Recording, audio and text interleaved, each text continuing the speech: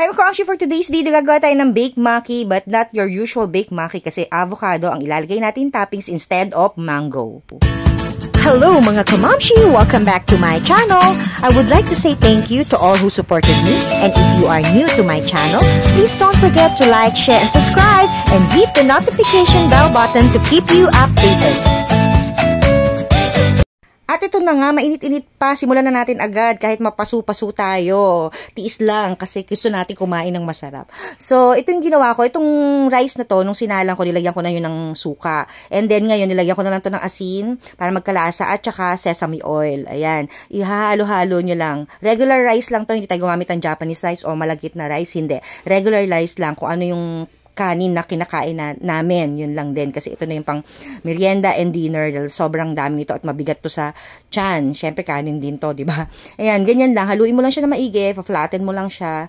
Depende sa kung anong saan yung gusto ilagay, pero i-flatten nyo lang na ganyan. Tapos ang gumamit lang ako dito, ang crab stick, hinimay-himay ko lang ng ganyan. Bali, binlunch ko to ha, para maluto pa rin siya kasi nga galing frozen. Pero mabilisan lang kasi mabilis madurog to. So, hinimay ko na ganyan, itsura para ito yung pang-toppings natin. And after nyan, ito, gagamit ako nito, yung may flavor. Ayan, may cream cheese siya. Nabibili lang naman yan, di ba? So, ito, ihalo na natin siya dito para magkalasa na, para paglagay natin dito sa rice, hindi na tayo magmi-mix pa. So, dito na lang natin imi-mix and then pahid na lang tayo, pahid or itatoppings na lang natin sa rice later. So, ayan, medyo mahirap-hirap lang maghalo kasi malambot yung crab stick, baka magkadurog-durog, kaya dapat dahan-dahan lang yung pag-mix. And mas maganda kung mas maraming mayo yung ilalagay natin para mas masarap. Oo, 'di ba? Mas masarap siya. So ayan, 'di ba napakabagal haluin. Pagkahalo naman 'yan, at saka natin ilalagay dito sa ating rice na ginawa. So ipapatong lang natin dito na kailangan ma-flatten, malagyan lahat tong buong tray na 'to.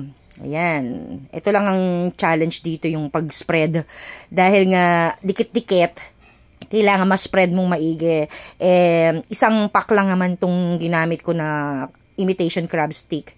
Dalawa yung gagawin kong ganito dahil nga merienda and dinner na. Mabigat to sa tiyan ha, kahit sabihin mong ganito lang yung simpleng-simple. Para ka na rin naman talagang kumain ng kanin, tas ang ulam mo lang ay crab meat, diba? Crab stick. So ayan, na-spread ko na siya ng maigi. Tapos pagka-spread, alam mo yung iniisip ko pa nga kung uunahin ko ba yung cheese? Kasi lalagyan ko pa ito ng iba pang klase ng cheese or yung avocado habang ginagawa ko to. Pero, ayun, napag-decidean ko na mas maganda siguro, unahin ko na lang munang ilagay siguro yung avocado after ko ma-spread itong ating crab meat. Ayan, crab meat. Imitation crab stick. So, ayan na, flatten na siya. Pwede na to hanggang gilid. Inaano ko kasi dapat lahat malagyan ng ng lasa. Kasi andito talaga yung ikasasarap nung ating baked maki sa ating itong mixture na to, itong mayo na may crab meat. So, ayan na siya. Okay na. Lalagyan natin yung ating avocado. So, nakita nyo may mango and avocado. Kasi yung sa isang tray na gagawin ko pa, mango naman ng pang toppings instead of avocado. Pero this time, ay yung first time kong gagamit ng avocado. Di ba tayo, ang pinaka laging nakikita natin is mango ang ginagamit nila. So, ngayon ako, first time gagamit ng avocado. I-spread lang naman natin or kakalat lang natin dito yung slice na fresh avocado. Mas maganda siguro yung avocado na fresh. I-anuhan nyo ng lemon or calamansi konti bago nyo ilagay dito para hindi medyo umitim agad. Though, i-bake naman natin to. Pero added flavor din kasi yun sa avocado pag may lemon or calamansi.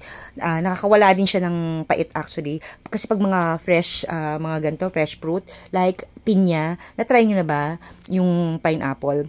Nag-try ako ng pineapple na pininyahang manok. Ang nilagay ko is fresh pinya.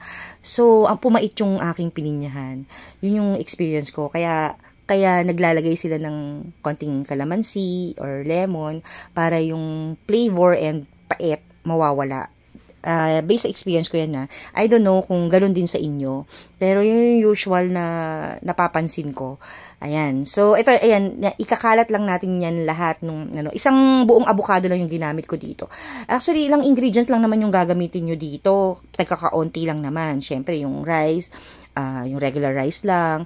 Tapos, sesame oil, tapos salt and vinegar. Supposed to be rice wine vinegar dahil wala naman tayo nun. Dahil pang low budget lang ang ating ginagawa. At habang niluluto ko yung kanin, pinatakan ko na siya ng vinegar. Pero regular vinegar lang yung nilalagay ko. Nilalagyan talaga nila ng vinegar. Pero yun nga, gaya ng sabi ko, rice wine vinegar ang ginagamit nila. So, dahil nga, ito tipid edition, at saka kung ano lang yung meron sa bahay, basta katikim at kalasa naman, okay na yun. So, ubusin ko lang tong avocado lahat. Wala na kasi akong paglalagyan. Kaya, ilahat na natin dito para mas masarap, mas marami. O, diba? And after nyan, ito, lalagyan ko siya nito. Yung cheese na ginamit ko, may flavor na din. Herb and garlic. So, added flavor, added sarap. And syempre, hindi usual na maki na ginagawa natin. Diba? May mga change tayo from mayo, sa toppings like instead of mango, avocado, yung ating mayo may flavor din, tapos itong ating cheese may flavor din. So ayan, inisip ko nga baka maging pizza yung lasa. Pero possible kasi 'di ba yung mga nilagay natin dito. Pero ayun nga, may twist itong ating gagawin. Wala namang masama mag-try. Basta ang importante hindi nakakalason. So ayun nga, 'di ba? Kayong mga nanay, alam ko mahilig din kayong mag-discover ng kung ano-ano, whatever available sa pantry nyo o stock nyo diyan, yun yung gagamitin nyo. So natapos na natin gawin, ayan, i-air fry ko lang siya ng mga 10 minutes para matunaw yung cheese. Yun lang naman yung purpose nun. Dapat supposed to be, kung gusto nyo, pwede rin mas masarap quick melt. And since whatever available sa aking dito sa bahay, ganun ako usually. Kung anong available na makikita ko, yun yung ipe-prepare ko para dito na meal namin, whatever, ano pa yan. So, ito yung nangyari, medyo na-burn, pero hindi naman, mukha lang sa video, pero sa personal, hindi naman siya ganyang ka-dark. At ito lalagyan natin siya nito. Cheese and olive oil nori. Yan, dyan natin siya i-roll para maging baked maki siya. Diba? Ang meaning daw kasi ng maki sa Japanese is roll.